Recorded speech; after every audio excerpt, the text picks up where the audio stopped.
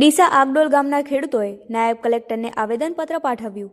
મગફળીના નુકસાનની સહાયથી વંચિત ખેડૂતોએ ભારે આક્રોશ વ્યક્ત કરી આવેદનપત્ર પાઠવ્યું। આગડોલ ગામે નુકસાનના સર્વેમાં લાગવકશાહીના ખેડૂતોએ લગાવ્યા આક્ષેપ।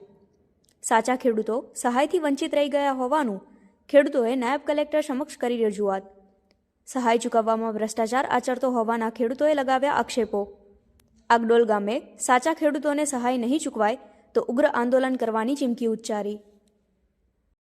હા સાહેબ, અમે આ સર્વે કર્યું એના માટે પૂછવા ગયા હતા, બરાબર, કે ભાઈ શા માટે અમને વળતર નથી મળ્યું। જેને બગાડ નથી એને વળતર આપ્યું છે, તો અમન સાહેબ બગાડ છે, બરાબર, તો કેમ વળતર ન મળ્યું, બરાબર। તો એ લોકોનું કેવું શું થાય છે કે સાહેબ અમારા સંબંધો અમે હાચવ્યા છે। આજે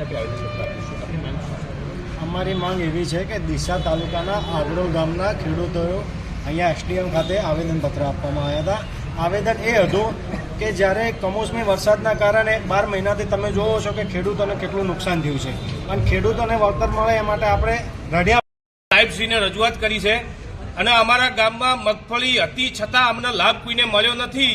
જે સર્વે કરવા આવ્યા હતા એ અમારો ગામ 1500 વોટિંગનું ગામ છે, પણ 2 કલાકમાં સર્વે કરીને જતા રહ્યા। એટલો ફાસ્ટ સર્વે કેવી રીતે થયો અને કયો સંબંધ તમે હાચવ્યો, કઈ તમારી લાગવડ હતી કે કઈ તમે લાંચ લીધી, એવું અમને સાહેબ